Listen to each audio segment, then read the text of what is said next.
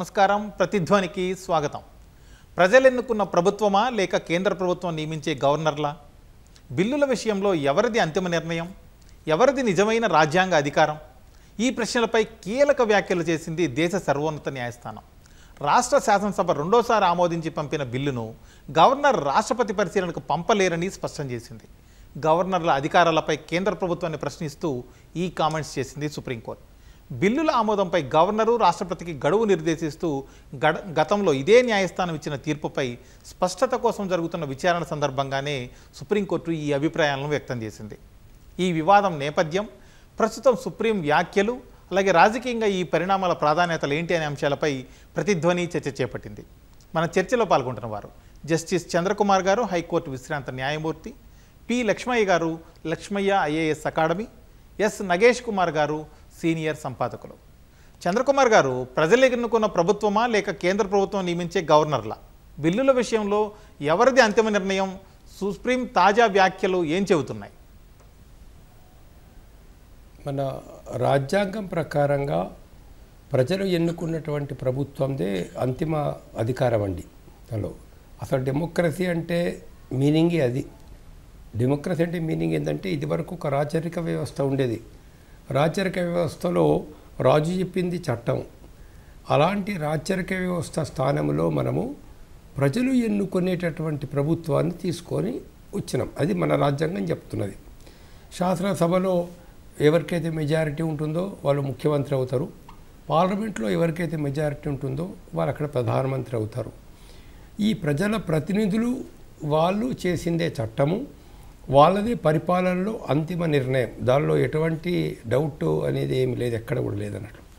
అయితే ఏంటంటే, మనకు పాత వాసనలు ఊరికే పోవు అని చెప్పేటట్లు కొన్ని పాత ఆచారాలను, కొన్ని పాత పద్ధతులను కొంత గౌరవం కోసం కానీ, లేదా కొన్ని ముఖ్యమైనటువంటి కర్తవ్యాలు నిర్వహించడానికి కానీ ఏర్పాటు చేయడం అనేది జరుగుతుంది.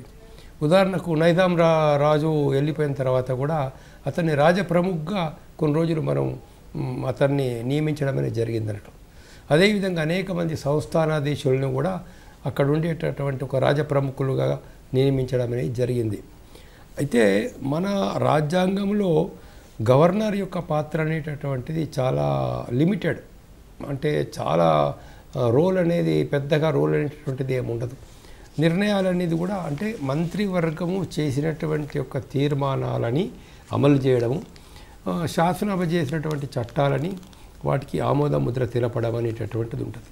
అయితే గవర్నర్ పాత్ర ప్రాముఖ్యత ఎప్పుడు వస్తుంది అని అంటే, సాధారణంగా అసెంబ్లీలో మెజారిటీ ఉందా లేదా, ఎవరిని ముఖ్యమంత్రిగా పిలవాలి, శాసనసభ్యుల అభిప్రాయం ప్రకారంగా మెజారిటీ వాళ్ళని పిలవాలి అనే నిర్ణయం వచ్చినప్పుడు, ఒక సందిగ్ధత ఏర్పడ్డప్పుడు అప్పుడు గవర్నర్ యొక్క పాత్ర అనేటటువంటి ఉంటుంది.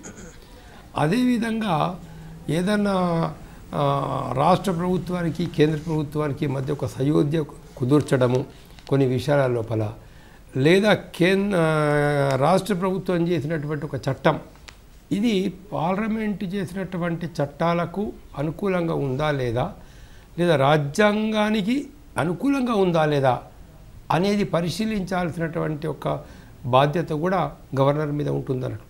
దాన్ని ఆ విధంగా ఛాలెంజ్ చేసినప్పుడు ఇది రాజ్యాంగ సూత్రాలకు అనుగుణంగా ఉందా లేదని, ఒకవేళ ఆయన కనుక ఈ చట్టం రాజ్యాంగ మౌలిక సూత్రాలకు అనుకూలంగా లేదని భావించినప్పుడు, లేదా ప్రాథమిక హక్కుల్ని భంగం కలిగించేదిగా ఉందని భావించినప్పుడు, లేదా కేంద్రం చేసినటువంటి చట్టాలకు ఈ చట్టాలకు మధ్య వైరుధ్యం అనేది ఉంది అని చెప్పేసి గవర్నర్ భావించినప్పుడు తిరిగి పరిశీలించమని ఆ విషయాన్ని మంత్రివర్గానికి ఆయన మళ్ళీ పంపించడం అనేది జరుగుతుంది.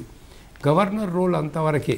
అది ఎమ్మెల్సీ రికమెండేషన్ కావచ్చు, లేకపోతే ప్రభుత్వం చేసినటువంటి మరి ఏ నిర్ణయమైనా కావచ్చు, వాళ్ళు మళ్ళీ తిరిగి పరిశీలించండి మీరు అని చెప్పే అధికారం మట్టుకే గవర్నర్కి ఉంటుందన్నట్టు. కానీ మళ్ళీ రాష్ట్ర మంత్రివర్గం కానీ శాసనసభ కానీ లేదు గతంలో మేము చేసిందే కరెక్టు, మీరు ఆ విధంగానే చట్టం ఉండాల్సిందే, దానిలో ఎలాంటి మార్పులు చేర్పులు చేయాల్సిన అవసరం లేదని కనుక భావించి సెకండ్ టైం రెండవసారి కనుక శాసనసభ ఆ చట్టాన్ని కనుక పాస్ చేసినట్లయితే అప్పుడు గవర్నర్కి వేరే ఆప్షన్ అంటూ ఏమీ లేదు. వేరే మార్గాంతరం అంటూ ఏమీ లేదను. ఆయన తప్పనిసరి ఆ యొక్క బిల్లు మీద సంతకం చేసి దాన్ని చట్టం చేయాల్సినటువంటిది. అయితే మరికొన్ని సందర్భాల్లో ఏంటంటే తన ఇంకా కొంత లీగల్గా డౌట్స్ అనేది ఉన్నప్పుడు, లేదా ఇది మొత్తం దేశానికి సంబంధించినటువంటి ఇష్యూస్ అందులో ఇన్వాల్వ్ అయి ఉన్నప్పుడు రాష్ట్రపతి అభిప్రాయం కోసం ఆయన పంపడానికి ఒక అవకాశం అనేది ఆస్కారం మట్టుకు ఉంటుంది అట్లా. కాబట్టి ఏంటంటే రాజ్యాంగంలో గవర్నర్ విధులు అధికారాల గురించి ఏమని చెప్పారు, అలాగే బిల్లుల ఆమోదం గడువు విషయంలో ఇంత వివాదం ఎందుకు తలెత్తిందంటారు? అందరికీ నమస్కారం అండి. మనకి గవర్నరు అధికారాలు అనేటువంటివి మన భారత రాజ్యాంగంలో 152వ ఆర్టికల్ నుంచి 163వ ఆర్టికల్ వరకు, అట్లానే ఈ బిల్లులకు సంబంధించి ఎస్పెషల్లీ గవర్నర్తో అట్లానే రాష్ట్రపతితో ఉన్నటువంటి సంబంధాల గురించి 200, 201 అధికరణలో స్పష్టంగా చెప్పడం అనేటువంటిది జరిగిందండి. ఇప్పుడు ఇందాక సార్ చెప్పినట్టుగా ఇక్కడ ఒక నామినల్ హెడ్ అనేటువంటి ఒక పదాన్ని చాలా స్పష్టంగా రాజ్యాంగంలో పేర్కొనడం అనేటువంటిది జరిగింది. పాత వాసనలు పోవట్లేదు అని చెప్పి చాలా కరెక్ట్గా సార్ చెప్పారు. ఇంతకు ముందున్నటువంటి బ్రిటిష్ కాలంలో ఉన్నటువంటి పరిస్థితులు ఏమైతే ఉన్నాయో అలాంటి పరిస్థితులు తెచ్చుకునేదానికి 1960స్లో 1970స్లో అట్లానే 1980s వరకు కూడా కొనసాగినటువంటి పరిస్థితులన్నీ మనము చరిత్రలో కొన్ని చూసాము, కొన్ని చదివాము. ఇప్పుడు ఆ విధమైనటువంటి ఇది కాకోకుండా మన రాజ్యాంగకర్తలు ఎవరైతే ఉన్నారో వాళ్ళు చాలా స్పష్టంగా పేర్కొన్నట్టే లెక్క. అంటే మనం ఆర్టికల్స్లో కనుక మీరు చూసినట్టయితే ఒక బిల్లుని మనీ బిల్ అయినప్పుడు ఆ మనీ బిల్లుని తప్పనిసరిగా ఎవరు డెసిషన్ తీసుకోవాలి? ఆల్రెడీ ఇక్కడ ఎమ్మెల్సీస్ అయితే అయి ఉండొచ్చు, లేకపోతే mandal legislative members of legislative assembly or legislative council ఎవరైనా వాళ్ళు తీసుకున్నటువంటి నిర్ణయానికి ఖచ్చితంగా గవర్నర్ గారు వెంటనే దానికి ఆమోదించి పంపించాల్సిందే. మిగిలిన బిల్లు ఉన్నటువంటి విషయంలో విత్ హోల్డ్ అనేటువంటి పదాన్ని వాడారు, లేదా రాష్ట్రపతి గారికి రిజర్వ్ చేయించమని చెప్పారు. ఆర్టికల్ 200లో క్లియర్గా చెప్పటం ఏంటంటే, ఒకవేళ గవర్నర్ గారు మీరు దీన్ని రీకన్సిడర్ చేయండి అని మనీ బిల్ కానటువంటి బిల్లుని పంపించినప్పుడు దాన్ని రీకన్సిడర్ చేసి మరలా గవర్నర్ గారికి పంపించినప్పుడు వెంటనే దాన్ని ఆమోదించాల్సినటువంటి అవసరం ఉంది అని చెప్పి చాలా స్పష్టంగా తెలియజేయటం జరిగింది. అట్లానే రాష్ట్రపతికి ఇచ్చినటువంటి బిల్స్లో కూడా రాష్ట్రపతి గారు గనక ఒకవేళ ఈ బిల్లుని మళ్ళా రీకన్సిడర్ చేయండి అని చెప్పి ఇక్కడ లెజిస్లేటివ్ అసెంబ్లీకి లెజిస్లేచర్కి రాష్ట్ర లెజిస్లేచర్కి పంపించినప్పుడు దాని నిర్ణీత కాలపరిధి అనేటువంటి దాన్ని రాష్ట్రపతికి పంపించినటువంటి దాంట్లో 6 months లోపల మళ్ళా రీకన్సిడర్ చేసి మళ్ళీ వెనక్కి పంపించాలి అని చెప్పారు. గవర్నర్ గారి విషయంలో ఆ విషయం అనేటువంటిది కాలపరిమితి అనేటువంటిది కొంత చెప్పలేదు. అట్లానే అది ఎన్ని రోజుల్లో రీకన్సిడర్ చేయాలి అనేటువంటిది స్పష్టం చేయనందువల్ల కొంత కన్ఫ్యూజన్ అనేటువంటిది వచ్చింది. దాన్ని సుప్రీంకోర్టు ఈ మధ్యకాలంలో కొంతవరకు వీటన్నిటినీ తర్జన భర్జనలు చూసి అది కొంత మనము చాలామంది అన్నట్టుగా అది సుప్రీంకోర్టు ఓవర్ రీచా లేకపోతే జ్యుడిషియల్ యాక్టివిజమా, సో దానికి పేర్లు ఏమైనా కానీ అక్కడ వివరణ అనేటువంటిది స్పష్టంగా లేదు. కాబట్టి కొంతవరకు వివరణ ఇచ్చేటువంటి ప్రయత్నం సుప్రీంకోర్టు ఖచ్చితంగా చేసింది. దాన్ని మరలా కూడా కాన్స్టిట్యూషనల్ అమెండ్మెంట్ కావాలంటే కూడా చేసేటువంటి పరిస్థితి కూడా మనం ఆలోచన చేయాల్సిన అవసరం ఉంది. నగేష్ కుమార్ గారు, ఇప్పుడు ప్రస్తుతం జరుగుతున్న విచారణకు మూలం ఏంటంటే రాష్ట్రపతి గారు తనకు అలాగే గవర్నర్లకు సంబంధించి గడువు పెట్టడం మీద సుప్రీంకోర్టు అభిప్రాయాన్ని కోరారు. అసలు అంతకుముందు ఏం జరిగింది, ఎందుకు ఆవిడ ఈ అభిప్రాయాన్ని కోరాల్సి వచ్చింది? అంటే ఇంతకుముందు ఏమిటంటే గవర్నర్లు తన ఇష్టరాజ్యంగా కొన్ని నెలల తరబడి బిల్లులు ఆపేస్తుండేవాళ్ళు. సో రాష్ట్ర ప్రభుత్వాలు పని జరిగేది కాదు. సో అంటే దీనికి యాక్చువల్గా సర్కారియా కమిషను పుంచి కమిషను దీనికి కొన్ని గైడ్లైన్స్ ఫిక్స్ చేసింది, ఎన్ని రోజుల లోపల బిల్లు క్లియర్ చేయాలనేది. సరే, ఇప్పుడు ఏదైతే మనకి 2 judge బెంచ్ ఏదైతే ఉందో మొట్టమొదటి దాన్ని ఇప్పుడు ఛాలెంజ్ చేసి మనం దేని మీద అయితే చర్చిస్తున్నాం, 5 member constitutional bench headed by chief justice దేని మీద అయితే విచారణ చేస్తున్నారో ఆ 2 జడ్జ్ బెంచ్ ఏమిటంటే ఇన్ని రోజులు దీనికి ఉండాలి, ఇది బిల్లు డైరెక్ట్గా గవర్నర్కి ఇచ్చి తిరిగి క్యాబినెట్ అప్రూవల్ ఉండి తిరిగి వెళ్ళాలంటే 4 రోజులు, క్యాబినెట్ అప్రూవల్ లేకుండా ప్రెసిడెంట్కి వెళ్ళాలంటే మళ్ళీ తిరిగి రావాలంటే 3 నెలలు. ఇలాగ 4 కేటగిరీస్లో డివైడ్ చేసి 1 నెల నుంచి 3 నెలల దాకా బిల్స్ ఏవైతే ఉన్నాయో తిరిగి రావాలనేది పెట్టింది.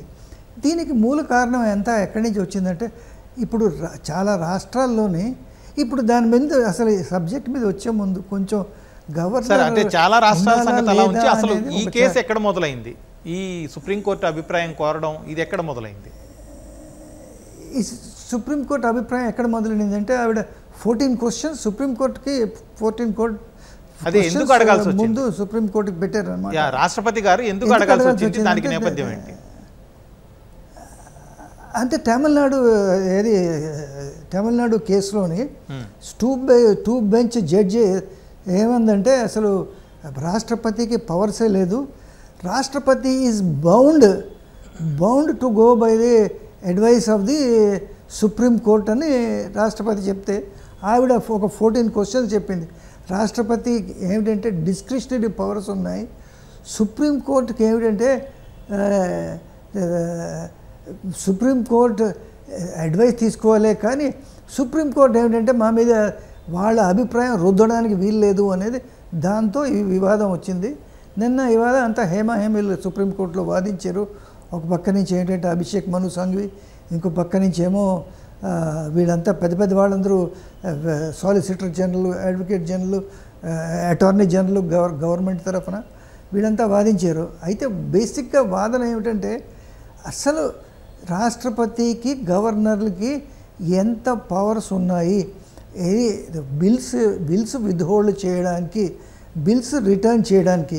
ఇక్కడ వివాదం మీరు అడుగుతున్న ప్రశ్నకి ఏమిటంటే వివాదం ఎక్కడ జరిగిందంటే ఒక బిల్లు ఉంది తమిళనాడులో అనుకుంటా, బిల్లు పాస్ అయింది, అది రిటర్న్ చేసేసారు గవర్నర్ రిటర్న్ చేసిన తర్వాత వాళ్ళు రెండోసారి పంపించినప్పుడు గవర్నర్కి ఏమిటంటే అది ఆ బిల్లుని ఆమోదించాలి. గవర్నర్ ఆమోదించకుండా 2 సార్లు బిల్లు తన దగ్గరికి వచ్చిన బిల్లుని రాష్ట్రపతికి పంపించారు. అది ఎంత మటుకు న్యాయమో అన్యాయమో అనేది తేల్చడానికి అది కూడా ఒక ప్రెసిడెన్షియల్ రెఫరెన్స్. ఇప్పటిదాకాను ఈ ప్రెసిడెన్షియల్ రెఫరెన్స్ చాలా రేర్ అండి, మనం చర్చించిన సబ్జెక్టు చాలా రేర్. ఇప్పటిదాకా ఇండిపెండెన్స్ నుంచి ఇప్పటిదాకాను presidential references to the supreme court 16 సార్లే. ఇది ఎప్పుడు మళ్ళీ వద్దాం. ఓకే, చంద్రకుమార్ గారు, ఇదే కేసులో అభిప్రాయం చెప్పిన కేంద్ర ప్రభుత్వం కొన్నింటి విషయంలో కోర్టు జోక్యం చేసుకుంటే రాజ్యాంగపరంగా కొంత గందరగోళం అవుతుంది, ఒక రకమైన ఆందోళన వ్యక్తం చేసింది. అసలు కోర్టుకు అలాంటి పరిధి లేదు అనడం కరెక్టేనా? అలా కాదండి. అసలు విషయం ఏంటంటే మన రాజ్యాంగంలో ఎవరి డ్యూటీలు వాళ్ళకు ప్రత్యేకంగా అంటే డిస్ట్రిబ్యూషన్ ఆఫ్ పవర్స్ ఉన్నాయి. పార్లమెంట్ ఏం చేయాలి, దేశానికి సంబంధించినటువంటి సమగ్రమైన చట్టాలు చేసేటటువంటి బాధ్యత పార్లమెంట్ది, పరిపాలన కూడా అందించాల్సినటువంటి బాధ్యత కూడా పార్లమెంట్దే అంటే కౌన్సిల్ ఆఫ్ మినిస్టర్స్ ద్వారా.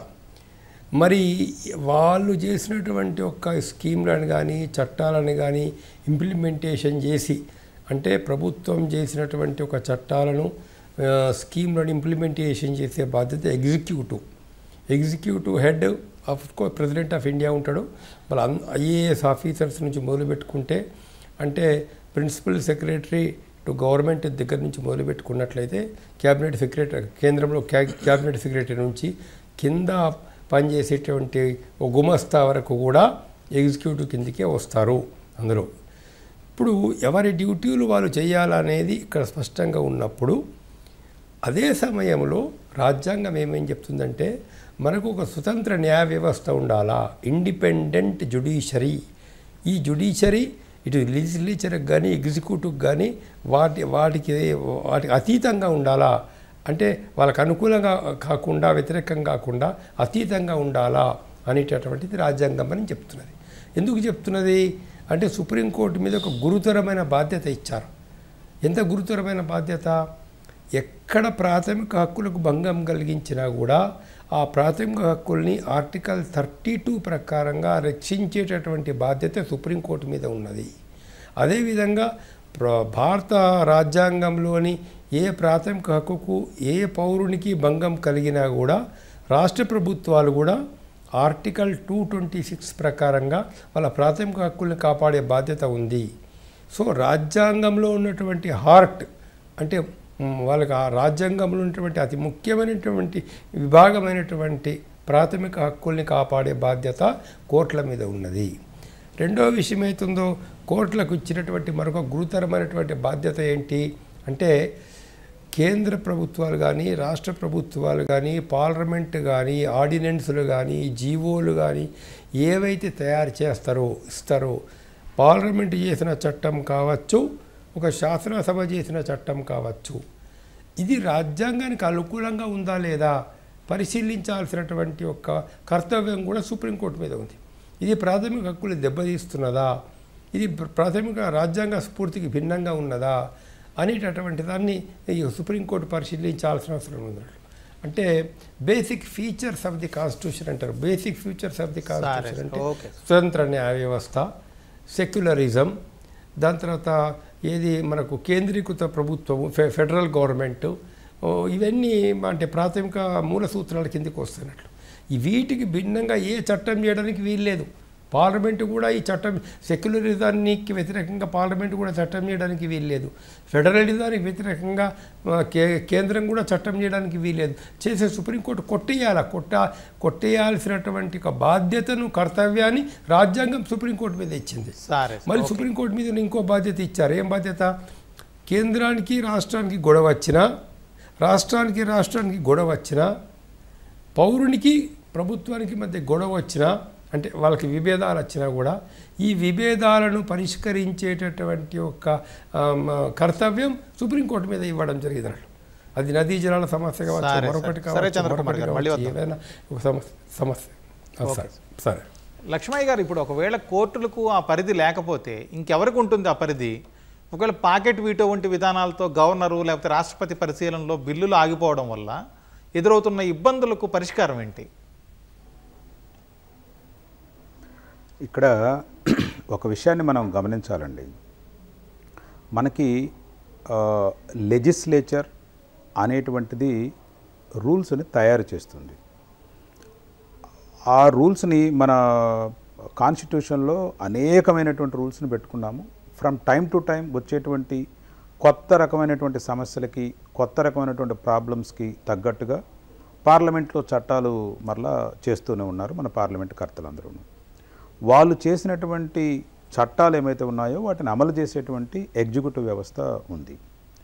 సో అటు పక్కన రాజ్యాంగంలో ఉన్నటువంటి నిబంధనల ప్రకారం, ఇటు పక్కన పార్లమెంట్ చేసినటువంటి చట్టాల ప్రకారం ఈ నిర్ణయాలు అనేటువంటివి జరుగుతున్నదా లేదా అనేటువంటి చూడాల్సినటువంటి బాధ్యత సర్వోన్నత న్యాయస్థానానికి, అట్లానే ఇటు రాష్ట్రాల హైకోర్టులకు అన్నిటికీ కూడాను ఇవ్వటం జరిగింది.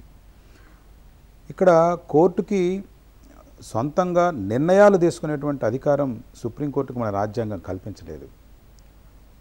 రాజ్యాంగంలో ఉన్నటువంటి విషయాలను కానీ లేదా పార్లమెంటు చేసినటువంటి చట్టాలలో ఉన్నటువంటి విషయాలలో ఉన్నటువంటి వాటికి ఏమన్నా డీవియేషన్స్ చేసి కనుక ఎగ్జిక్యూటివ్ కనుక వెళ్ళినట్టయితే అప్పుడు మాత్రమే కోర్టులు జోక్యం చేసుకోగలవు. ఈ పర్టికులర్ విషయంలో బిల్లులకు సంబంధించి ఇప్పుడు ఆర్టికల్ 200లో కానీ ఆర్టికల్ 201లో కానీ ఉన్నటువంటి విషయాల ప్రకారంగా ఇక్కడ నిర్ణయాలు అనేటువంటివి జరగటం లేదు. అక్కడ కొంత గ్యాప్ ఉంది. అక్కడ అంటే పార్లమెంటు కర్తలు మన కాన్స్టిట్యూషన్ తయారు చేసినప్పుడు అది వాళ్ళు ఊహించి ఉండరు ఇలాంటి పరిస్థితులు ఒకటి వస్తాయని చెప్పి. కాబట్టి కొంత గ్యాప్ ఏదైతే ఉందో అక్కడ ఇంటర్ప్రెట్ చేసింది. ఇప్పుడు ధర్మాసనం చేసినటువంటి విషయాలు ఏంటంటే ఓకే, పార్లమెంటు ఆ సందర్భంలో చేసినటువంటి పరిస్థితుల్లో ఏ విధంగా ఈ నిర్ణయం తీసుకున్నారు, ఇక్కడ ఈ టైం ఫ్రేమ్ అనేటువంటిది ఒక దాన్ని ఇవ్వకపోవడం అనేటువంటి ఒక లోపంగా గుర్తించి ఒక గైడెన్స్ అనేటువంటిది ఇవ్వటం ఈరోజు సర్వోన్నత న్యాయస్థానం మనకి ఈ కేసుల్లో చెప్పటం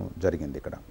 ఇక్కడ మనకి రకరకాలైనటువంటి అంటే ఇప్పుడు మనది ప్రజాస్వామ్య ప్రభుత్వాలు. ఇక్కడ ప్రజాస్వామ్య ప్రభుత్వంలో ప్రజలు సుప్రీము, ప్రజలందరూ కలిసి మాట్లాడుకోలేరు. కాబట్టి మనము కొంతమందిని ఎన్నుకొని అటు కేంద్ర స్థాయిలోనూ ఇటు రాష్ట్ర స్థాయిలోనూ అక్కడికి ఎంపీలని ఇక్కడ ఎమ్మెల్యేలని పంపిస్తూ ఉన్నాము.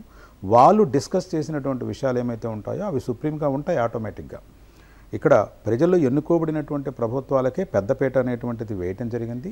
వాళ్ళు ఎక్కడన్నా కాన్స్టిట్యూషన్కి వ్యతిరేకంగా చేసినటువంటి చట్టాలు కావచ్చు, లేకపోతే గవర్నమెంట్ జీవోస్ కావచ్చు, వాటిని కొట్టివేసేటువంటి అధికారం సుప్రీంకోర్టుకి ఇవ్వటం జరిగింది. ఆ నేపథ్యంలో మనము చూడాల్సిన, ఫర్ ఎగ్జాంపుల్ మీరు చూసినట్టయితే ఇంతకు మునుపు మనకి బెస్ట్ ఎగ్జాంపుల్ మనకి ఫామ్ లాస్ వచ్చాయి. ఫామ్ లాస్ వచ్చినప్పుడు పంజాబ్లో కానీ, హర్యానాలో కానీ, లేకపోతే దేశవ్యాప్తంగా ఉన్నటువంటి రైతులందరూ కూడాను దీనికి ఉద్యమించినప్పుడు ఆ ఫామ్ చట్టాలు అనేటువంటివి అవి వెనక్కి తీసుకోవాల్సినటువంటి పరిస్థితి వచ్చింది. అది పార్లమెంట్ మరి సుప్రీము ఏ నిర్ణయమైనా తీసుకున్నటువంటి పరిస్థితి పార్లమెంట్కి ఇచ్చారు మన కాన్స్టిట్యూషన్ మేకర్స్ కూడాను. అయినా కూడా వాటిని వెనక్కి తీసుకున్నారు. ఎందుకని అంటే అది ప్రజల యొక్క ఇబ్బందుల్ని దృష్టిలో ఉంచుకొని ఆ చేసినటువంటి చట్టాలను మళ్ళీ వెనక్కి తీసుకోవడం అనేటువంటిది జరిగింది. ఇప్పుడు అట్లానే మనం అంతర్జాతీయ పరిస్థితులను కానీ, ఇప్పుడు బ్రెగ్జిట్లో మనకి బ్రిటన్ బయటికి వచ్చినప్పుడు వాళ్ళు they have gone for referendum.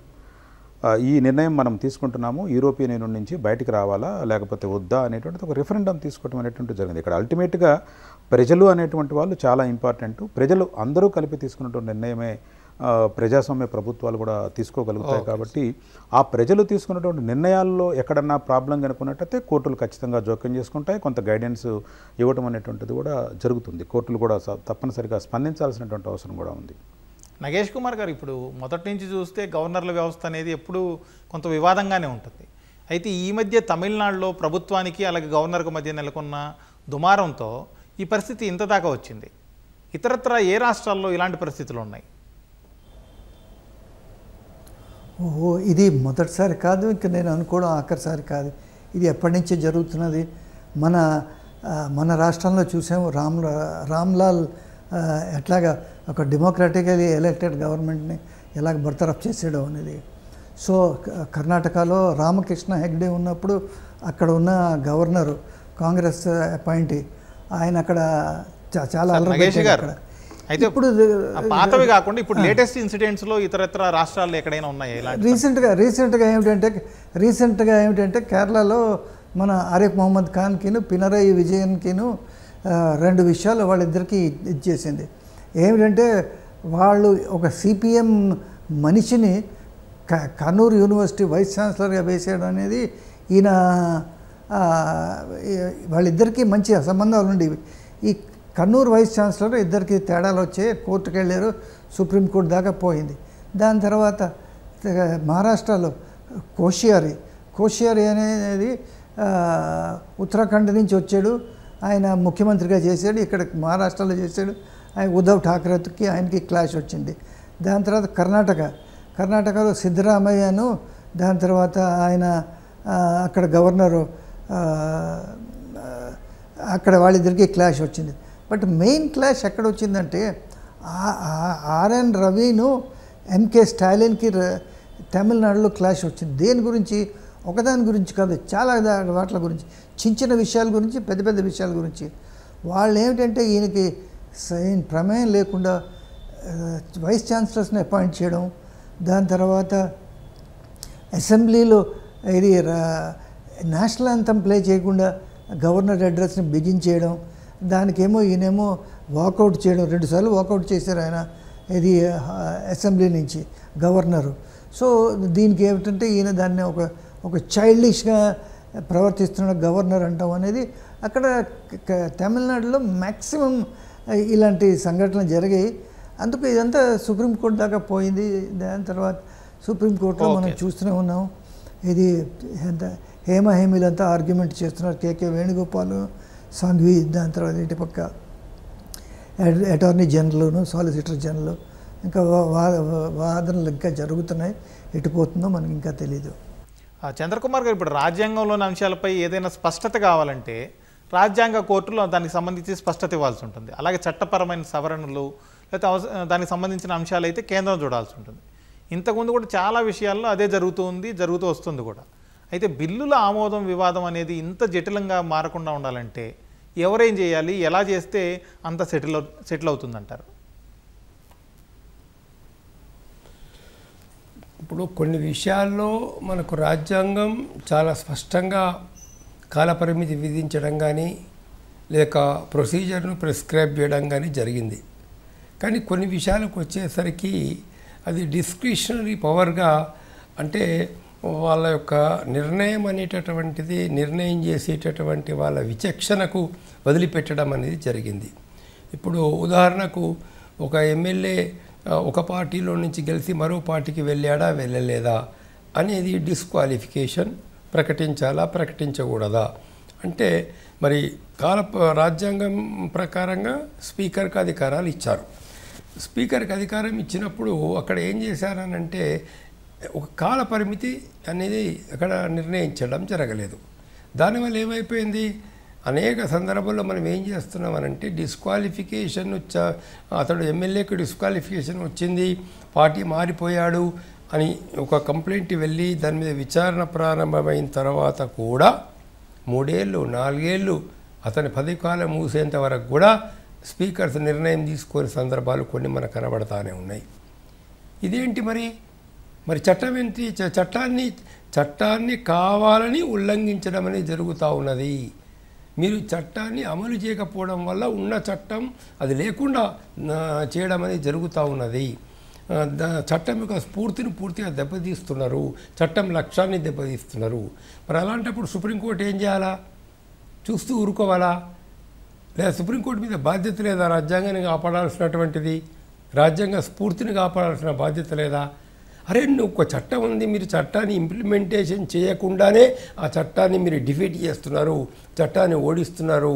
అలాంటప్పుడు సుప్రీంకోర్టు ఏదైతే ఉందో తన విచక్షణను ఉపయోగించి తన విశేష అధికారాలను ఆర్టికల్ 142 కింద తన ఒక విశేష అధికారాలను ఉపయోగించేసి అప్పుడు వాళ్ళు ఏమని చెప్తున్నారంటే లేదు, మీరు రీజనబుల్ టైంలో దాన్ని నిర్ణయం చేయండి అని చెప్పి చెప్తున్నారు. ఇది 100% రాజ్యాంగానికి అనుకూలంగా ఉన్నదే, రాజ్యాంగ స్ఫూర్తికి అనుకూలంగా ఉన్నదే. ఇది సుప్రీంకోర్టు ఇలాంటి తీర్పులు చెప్పకపోతే రాజ్యాంగాన్ని వీళ్ళు దిగమింగిన వాళ్ళు అవుతారు అనేది చాలా స్పష్టం. అట్లా ఒక్క విషయంలోనే కాదు, ఒక్క బిల్ విషయంలోనే కాదు, ఏ బిల్ అయినా కావచ్చండి. అలా మనం శాసనసభ పాస్ చేసిన తర్వాత, పార్లమెంట్ పాస్ చేసిన తర్వాత గవర్నర్కి పంపించిన లేదా రాష్ట్రపతి యొక్క ఆమోదం కోసం పంపించినప్పుడు కూడా వాళ్ళకు కొంత విచక్షణ ఉంది, లేదని మనం అంటలేము. ఎలాంటి విచక్షణ ఉంది?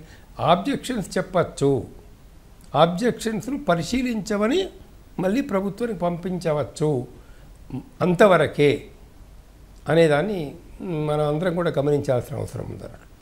లక్ష్మయ్య గారు, ఇక్కడ రాష్ట్రాల వైపు నుంచి కూడా కొంత సమస్య ఉన్నట్టుగా ఉంది. ఎందుకంటే శాసనసభల్లో చాలా కీలకమైన బిల్లుల గురించి కూడా అర్థవంతమైన చర్చలు జరగడం లేదు, లేకపోతే ఏకాభిప్రాయాలు సాధించడం అనేది చాలా కష్టతరంగా ఉంటుంది. అసలు ఒక రకంగా జరగట్లేదు కూడా దాదాపుగా. చూస్తుంటే పరిస్థితి ఎలా ఉందంటే బడితో ఉన్నవాడిదే బర్రె అని ఒక సామెత ఉన్నట్టుగా సంఖ్యాబలం ఎవరుంటే వాళ్ళు చేసిందే చట్టం అవుతుంది. అది మారాలంటే ఏం చేయాలి? అది మారాలనంటే ప్రజలు మారాలండి. ఇప్పుడు యాక్చువల్గా మంది డెమోక్రటిక్ సెటప్లో ప్రజలకి పూర్తి సర్వోన్నత అధికారం అనేటువంటిది సుప్రీంకోర్టుకి లేకపోతే రాష్ట్ర ప్రభుత్వాలకి జిల్లా ప్రభుత్వాలకి ఎవరికి ఇవ్వలేదు. ప్రజలది అంతిమ నిర్ణయాధికారం అనేటువంటిది ఇవ్వటం జరిగింది. ప్రజలు తీసుకున్నటువంటి నిర్ణయం ఇది. ఇక్కడ డెఫినెట్గా మీరు ఏదైతే బడిత ఉన్నది వాడిదే బర్రె అని అన్నారు, అది రాజ్యాంగం చెప్పినటువంటి విషయము అదే. మరి యాక్చువల్గా అంటే ఆ ప్రజలు ఎవరినైతే ఎన్నుకుంటున్నారో వాళ్ళు క్లారిటీతో ఉన్నారా లేరా? ముందు ప్రజలు క్లారిటీతో ఉండాలి. ఎలాంటి వాళ్ళని మనము ఎంపీగా పంపిస్తున్నాము, ఎలాంటి వారిని మనము ఎమ్మెల్యేగా పంపిస్తున్నాము, ఈ విషయాల మీద ప్రజలకు కనుక ఆ మెచ్యూరిటీ లెవెల్ కనుక వచ్చినట్టయితే, ఇప్పుడు డెమోక్రటిక్ సెటప్లో మరి ఎన్నో సంవత్సరాల నుంచి డెమోక్రసీలో ఉన్నటువంటి కంట్రీస్ ఉన్నాయి. ఇప్పుడు వాళ్ళు ఇప్పుడు ఉన్నటువంటి ఇంతకు ముందు ఉన్నటువంటి పరిస్థితులు వేరు, ఇప్పుడున్నటువంటి పరిస్థితులు వేరండి. ఇప్పుడు ఒకసారి ఎన్నిక కాబడినటువంటి ప్రభుత్వం ఏదైతే ఉందో 5 సంవత్సరాలు వాళ్ళనే భరించాల్సినటువంటి అవసరం ఏమీ లేదండి. ఒక నిర్ణయం ఏదన్నా మనకి ప్రాథమిక హక్కులకు సంబంధించినటువంటి విషయం కావచ్చు, లేదా ఒక మేజర్ డెసిషన్ ఏమన్నా తీసుకోవాలని అనుకున్నప్పుడు at least at the state level, we can go for referendum like other countries what they are doing in their democracies. ఇప్పుడు అలాంటి పరిస్థితి లేకుండా ఒకసారి ఓటేసాం కాబట్టి చచ్చినట్టుగా ఇంకా వీళ్ళ యొక్క నిర్ణయాలే మనము భరించాలని అంటే భరించాల్సినటువంటి అవసరం లేదు. స్లోగా మన ప్రభుత్వాలు, మన సర్వోన్నత న్యాయస్థానం కూడా ఆ రకమైనటువంటి డైరెక్షన్స్ని, ఎట్లాగూ సర్వోన్నత న్యాయస్థానము ఫ్రమ్ ది బిగినింగు ఏ టైంకి అవసరమైనటువంటి సలహాలని అట్లానే గైడెన్స్ని తప్పనిసరిగా ఇది తప్పు ఇది ఒప్పు అని చెప్పి ప్రభుత్వాలకు, అటు రాష్ట్ర ప్రభుత్వానికి ఇటు కేంద్ర ప్రభుత్వానికి ఇస్తూనే ఉంది. అలాంటి విషయంలోనే అట్లీస్ట్ కొంచెం జిల్లా లెవెల్లో కానివ్వండి, లేకపోతే రాష్ట్ర స్థాయిలో కానివ్వండి, కొన్ని నిర్ణయాలు ఏమైతే తీసుకుంటున్నారో ఆ నిర్ణయాలు తప్పు అని తెలిసినప్పుడు, ఆ నిర్ణయాలు అందరికీ ఆమోయోగ్యంగా లేనప్పుడు, అప్పుడు why can't we go for the referendum అండి. రెఫరెండం ఇప్పుడు మనకి ఇన్ని టూల్స్ వచ్చాయి. మనము డైరెక్ట్ డెమోక్రసీ టూల్స్ ఏమైతే ఉందో, referendum is one of the important tool. We can use that tool. ఇప్పుడు అంటే ఇప్పుడు ఆర్టిఫిషియల్ ఇంటెలిజెన్స్, ఇప్పుడు ఇంత మునుపు కాలంలో రెఫరెండం అని అంటే ఎలక్షన్ పెట్టాల్సినటువంటి పరిస్థితి, మనకు ప్లెబిసైట్ అనేటువంటి దాన్ని పెట్టకోకుండా జమ్మూ కాశ్మీర్లో ఆపడానికి వన్ ఆఫ్ ది రీజన్ అది. మనము చాలా మిషనరీ కావాలి, చాలా ఎక్సర్సైజ్ చేయాలి. ఇప్పుడు అంత అవసరం లేదు కదా. ఇప్పుడు ఉన్నటువంటి పరిస్థితుల్లో you can take only on one particular issue. ఈ పర్టికులర్ విషయంలో మీ అభిప్రాయం ఏంటని ప్రజల్ని మనం డైరెక్ట్గా అడిగేటువంటి పరిస్థితి టెక్నాలజీ ఈరోజు వచ్చింది. కాబట్టి సర్వోన్నత న్యాయస్థానమే దీన్ని కూడా లీడ్ తీసుకుని రాష్ట్రాల స్థాయిలో అసలు వీళ్ళు తీసుకున్నటువంటి నిర్ణయం, ఈ శాసనసభ తీసుకున్నటువంటి నిర్ణయం కరెక్టా కాదా, మీరేమనుకుంటున్నారు అని చెప్పి మనం వాళ్ళ యొక్క రిఫరెండం తీసుకుని దాన్ని బద్దులుగా చేయొచ్చు. రకరకాల ఇష్యూస్ మన ఈ మధ్యకాలంలో జరిగాయి. మరి క్యాపిటల్ షిఫ్టింగ్ అయితేనేమనివ్వండి, లేకపోతే అసలు దాన్ని ఏం పట్టించుకోకుండా అయితేనేమనివ్వండి, తర్వాత రాష్ట్ర ప్రభుత్వం తీసుకున్నటువంటి ఎంఓయూస్ని కాలరాయటం అయితేనేమనివ్వండి, ఇలాంటి రకరకాలైనటువంటి కార్యక్రమాలన్నీ కూడాను గత ప్రభుత్వం చేసింది మన అందరం కళ్ళతో చూసాము. అందరం చూస్తూనే ఉన్నాం కానీ ఎవరు మాట్లాడలేనటువంటి పరిస్థితి ఉంది. మీరు బడితో ఉన్నవాడిదే బర్రె అని చెప్పినప్పుడు అంటే ఆ ప్రభుత్వం ఏం చేస్తే అది భరించాల్సినటువంటి పరిస్థితి వచ్చింది. అలాంటి విషయాల్లో కూడా మనకి సర్వోన్నత న్యాయస్థానం అనేటువంటిది కొంచెం యాక్టివిజం రూపంలో వచ్చి మనం చేస్తే కనుక ప్రజలు అల్టిమేట్గా ప్రజలకు ఆ మెచ్యూరిటీ లెవెల్ రావాలి. దానికి సంబంధించి ప్రజాప్రతినిధులకి ఇప్పుడు ఒక ఐఏఎస్ కావాలనంటే, లేకపోతే ఒక గ్రూప్ 1 ఆఫీసర్ కావాలనంటే కొన్ని క్వాలిఫికేషన్స్ పరిస్థితులు ఉన్నాయి. మరి మనకి కొన్ని రకాలైనటువంటి క్వాలిఫికేషన్స్ లేనటువంటి వ్యవస్థలో మనం ఉన్నాము. కాబట్టి ఆ మెచ్యూరిటీ లెవెల్ పెంచేదానికి సర్వోన్నత న్యాయస్థానం కనుక గైడ్ చేసినట్టయితే సక్రమంగా ప్రజాస్వామ్య పరిరక్షణ అనేటువంటి జరుగుతుందని నా అభిప్రాయం అండి. నగేష్ గారు, అలాగే గవర్నర్ విచక్షణ అనేది ఈ బిల్లుల ఆమోదం సంగతి ఒకటే కాదు, అలాగే బొటాబొటి మెజారిటీ ఉన్నప్పుడు ప్రభుత్వాల ఏర్పాటు కావచ్చు, లేకపోతే మార్పుల్లో చాలా కీలకంగా మారుతూ ఉంటుంది. ఈ పరిస్థితుల్లో గవర్నర్ విచక్షణ అంటే ఏంటి, దానిపై కూడా కొంత స్పష్టత రావాల్సిన అవసరం ఉందంటారా? డెఫినెట్లీ అండి. ఇప్పుడు ఇబ్బంది అంతా ఎక్కడ వస్తున్నదంటే గవర్నర్ విచక్షణ ఏమిటనేది దాని మీద స్పష్టత లేదు. అదొక గ్రే ఏరియా. ఇప్పుడు ఏం జరుగుతున్నదంటే గవర్నర్ తన డిస్క్రిషనరీ పవర్స్ని వాడుతున్నారు. ఇప్పుడు ఒక బిల్లు ఆర్బిట్రరీగా రిజెక్ట్ చేస్తున్నారు. ఇందాకట్లో ఒక ఉదాహరణ చెప్పాం. ఏది, ఒక బిల్లు తిరిగి పంపించేసిన తర్వాత రెండోసారి కూడా తిరిగి వచ్చిన తర్వాత రాష్ట్రపతికి పంపిస్తున్నారు. అది ఎట్లాగా అది తప్పు కదా అది. సో ఇప్పుడు ఏమిటంటే గవర్నర్లు ఒక తన విచక్షణారహిత నిర్ణయాల వల్ల చాలా ఇబ్బందులు కలిగిస్తున్నారు. అయితే ఏమిటంటే రాష్ట్ర ప్రభుత్వాలకి గవర్నర్లకి మంచి సంబంధాలు ఉండాలనేది అందరం కోరుకుంటున్నాం. ఇప్పుడు కేరళలో ఏం జరిగిందో మీకు చెప్తాను. కేరళలో పినరయి విజయన్కిను ఆరిఫ్ మొహమ్మద్ ఖాన్ ఇద్దరు మంచి దోస్తులు 2 సంవత్సరాల దాకాను. ఆ 2 సంవత్సరాలు అయిపోయిన తర్వాత ఆ కన్నూరు యూనివర్సిటీ వైస్ ఛాన్సలర్కి ఒక సిపిఎం లీడర్ను వేసిన తర్వాత వాళ్ళిద్దరికి చెడిపోయింది. ఇంకా వాళ్ళిద్దరిలో ఏదైతే డిస్ప్యూట్ ఉందో సుప్రీంకోర్టు దాకా పోయింది అది. సో అదేమిటంటే వాళ్ళిద్దరికీ కొంచెం గవర్నరు చీఫ్ మినిస్టర్ కలిసి పనిచేయాలి. రెండోది ఏమిటంటే ఇంకో ప్రశ్న మీరు లేవతీస్తున్నారు, ఏది బిల్స్ పాస్ కావాలంటే ఏం చేయాలనేది. దానికి నేనేం చెప్తానంటే ఇప్పుడు నిన్న పార్లమెంట్లో ఒక ఇంట్రెస్టింగ్ డెవలప్మెంట్ జరిగింది. అదేమిటంటే ప్రధానమంత్రి, ముఖ్యమంత్రులు, మంత్రులందరినీ ఒక్క నిమిషం మంత్రులందరూ వీళ్ళు ఒక 30 రోజులు జైల్లో ఉంటే 31వ రోజు వీళ్ళని పదవుల నుంచి తొలగించేస్తారు అనేది ఒక ఇది వచ్చింది. సో దాంట్లో లోక్సభలో రభస జరిగింది. ఆ బిల్లు కాపీస్ని చించి అమిత్ షా వైపు విసిరిశారు.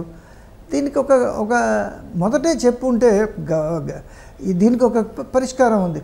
పరిష్కారం ఏంటంటే స్టేట్లో ఏమో సెలెక్ట్ కమిటీకి రెఫర్ చేయొచ్చు బిల్లు. సెలెక్ట్ కమిటీ ద్వారా బిల్లు వస్తే చాలా మటుకు సాల్వ్ అవుతుంది ప్రాబ్లం. అట్లాగే జాయింట్ పార్లమెంటరీ కమిటీ దగ్గర అది రెఫర్ చేస్తే పార్లమెంట్లోని ఇది బాగా స్టడీ అయ్యి పార్లమెంట్లోకి వస్తే కొంచెం వేడి తగ్గుతుంది అనేది.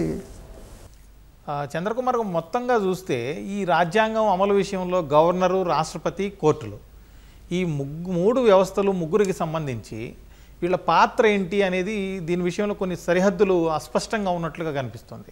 ఈ గందరగోళాన్ని శాశ్వతంగా నివారించడానికి ఏం చేస్తే మేలంటారు? ఒకటండి, ఎవరికైనా రాజ్యాంగం అనేది మనకు బేస్, అంటే రాజ్యాంగం మీదనే మనం ఆధారపడాలా. అలాంటప్పుడు రాజ్యాంగంలో చాలా స్పష్టంగా చెప్పడం అనేది జరిగింది. రాజ్యాంగంలో అంత స్పష్టత ఏమి లేదు. అంటే ఎవరికి ఏ డౌట్ వచ్చినా, ఏ చట్టం గురించినటువంటి ఏది అయినా రాష్ట్రపతి కూడా సుప్రీంకోర్టునే కన్సల్ట్ చేయవచ్చు. కన్సల్ట్ చేసి సుప్రీంకోర్టు యొక్క అభిప్రాయం ప్రకారంగా వాళ్ళు పరిపాలన అనేది కొనసాగించాలనేటటువంటిది రాజ్యాంగంలో చాలా స్పష్టంగా ఉందన్నట్లు. అయితే ఇప్పుడు ఇంతవరకు చాలా వరకు అర్థం కానిటువంటి విషయం ఏంటంటే ప్రెసిడెంట్ ఆఫ్ ఇండియా కానీ గవర్నర్ కానీ మరి ఈ పోస్టులకు ఉన్నటువంటి ఒక ప్రాధాన్యత ఏంటిది అని అంటే రాజు దైవాంశ సంభూతుడు అనేటటువంటి ఒక భావన నుంచి వచ్చిన దానివల్ల మనకి ఇదంతా ప్రమాదం అనేది ఒకటి ఏర్పడుతున్నది. అంటే ప్రెసిడెంట్ని మీరు ఛాలెంజ్ చేస్తారా, గవర్నర్ని మీరు ఛాలెంజ్ చేస్తారా అనేటటువంటి విధంగా కొంతమంది మాట్లాడడం అనేది జరుగుతుంది. అరే ప్రెసిడెంట్ని ఛాలెంజ్ చేయడం కాదు, గవర్నర్ని ఛాలెంజ్ చేయడం కాదు, వాళ్ళు రాజ్యాంగం ప్రకారంగా నడుచుకుంటున్నారా, నడుచుకోవడం లేదా, రాజ్యాంగం ప్రకారంగా వాళ్ళ కర్తవ్యాన్ని వాళ్ళు నిర్వహిస్తున్నారా, నిర్వహించడం లేదా, చట్టాలకు ఆమోదం వాళ్ళు తెలుపుతున్నారా, తెలపడం లేదా, మంత్రివర్గము పార్లమెంటు చేసిన చట్టాలను కానీ శాసనసభ చేసిన చట్టాలకు అనుకూలంగా వాళ్ళు గౌరవిస్తూ ఆ చట్టాలకు సరి అయిన సమయంలో ఆమోదం తెలుపుతున్నారా, తెలపడం లేదా. వాళ్ళు రాజ్యాంగం ప్రకారం నడుచుకోకుండా ఇతరులో ఏతుందో మీరు మా అధికారాలలోకి జోక్యం చేసుకుంటున్నారు అని చెప్పడం అనేది సరి అయినటువంటి విధానం కాదు.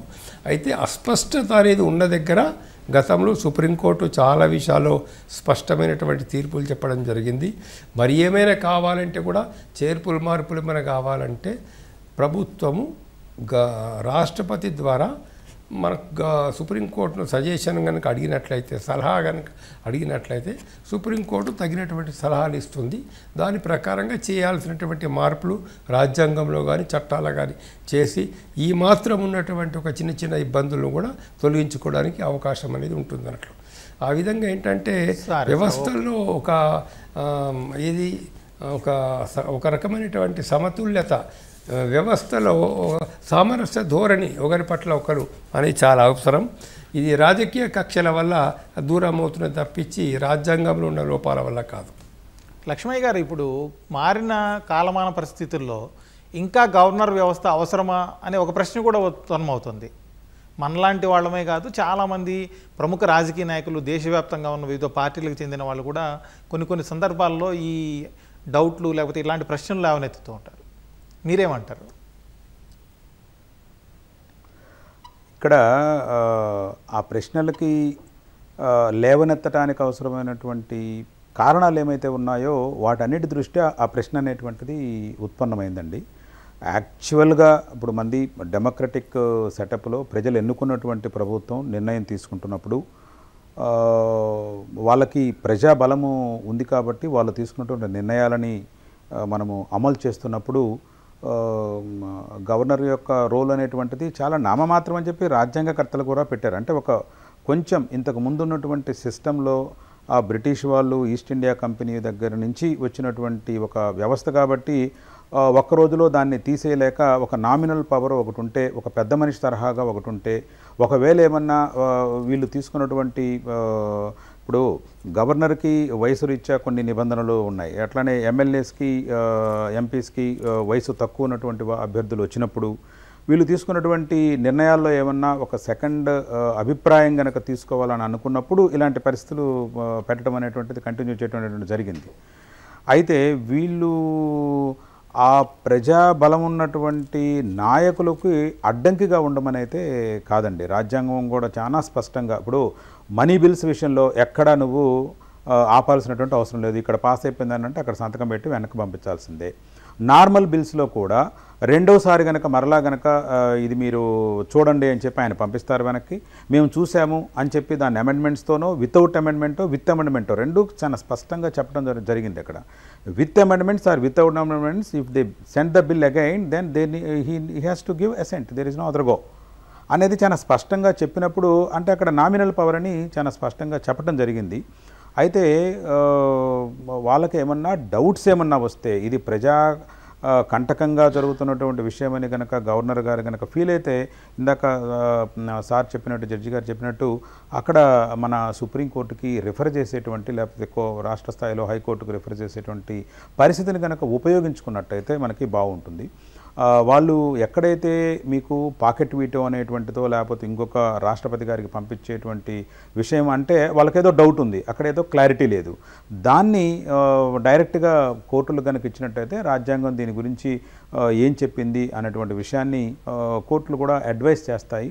ఆ అడ్వైజరీ రోల్ను ఉపయోగించుకొని వాళ్ళు డెసిషన్స్ తీసుకోవాలి. కానీ ప్రజాబలం ఉన్నటువంటి నాయకులు అసెంబ్లీ పార్లమెంటు తీసుకున్నటువంటి నిర్ణయాలని కాదనేటువంటి హక్కు అయితే మాత్రం అటు పక్కన రాష్ట్రపతికి కానీ ఇటు పక్కన గవర్నర్కి కానీ ఉండకూడదని నా అభిప్రాయం అండి.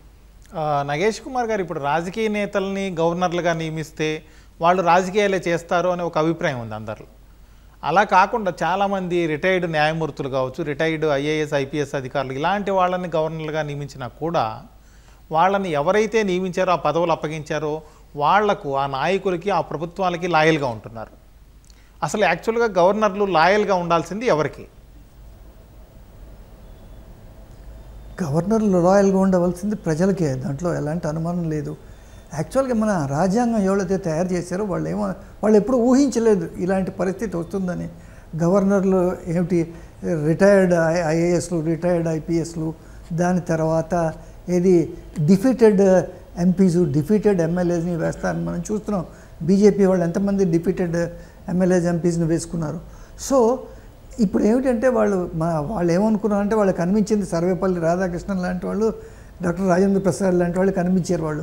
సరే, దాని తర్వాత వచ్చిన వాళ్ళు కూడా అలాగే ఉంటారని అనుకున్నారు. సో ఇప్పుడు కారణం ఏంటంటే సిస్టంలో లోపం లేదు, సిస్టమ్ కరెక్ట్గానే ఉంది.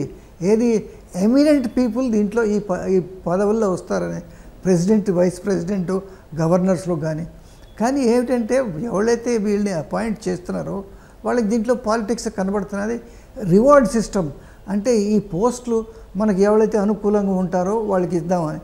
ఎవరికైతే అనుకూలంగా ఉంటున్న వాళ్ళు ఏమిటంటే వాళ్ళు ఎక్స్ట్రా పాత్ర వేసి ఏం చేస్తున్నారు, వాళ్ళు అక్కడ ఉన్న రాష్ట్ర ప్రభుత్వాన్ని ఏదో ఒకటి ఇబ్బంది పెట్టి వాళ్ళకి బిల్స్ తిరిగి వేయడం కానీ, ఏది నీకు మెజారిటీ లేదనే చెప్పి కానీ ఏదో ఒకటి చేస్తున్నారు. బట్ గవర్నర్ వ్యవస్థ అవసరమా లేదా అనేది అంటే నేనైతే పూర్తిగా ఏకీభవించడం అవసరం లేదనేది. ఇప్పుడు చెక్స్ అండ్ బ్యాలెన్సెస్ ఉండాలి, ఏది చీఫ్ మినిస్టర్ మీదను గవర్నమెంట్ మీదను. బట్ దానికి ఏమిటంటే సిస్టంలో లోపం లేదన్నాను కదా, ఇండివిజువల్స్లో లోపం ఉంది. చెక్స్ అండ్ బ్యాలెన్సెస్ ఉండాలంటే సుప్రీంకోర్టు ఒక చెక్స్ అండ్ బ్యాలెన్స్, రాష్ట్రపతి ఒక చెక్స్ అండ్ బ్యాలెన్స్. ఇక్కడ ప్రతి బిల్లు 29 రాష్ట్రాలు ఉన్నాయి. ఈ ప్రతి బిల్లు రాష్ట్రపతికి పోతే ఎట్లా రాష్ట్రపతి మీద వర్క్లోడ్ ఎక్కువైపోదు. So governor is an agent between the centre and the state. So గవర్నర్కి పాత్ర లేదంటాం అనేది అనుకోవడం అనేది అది నేను ఏకీభవించింది దాంతో.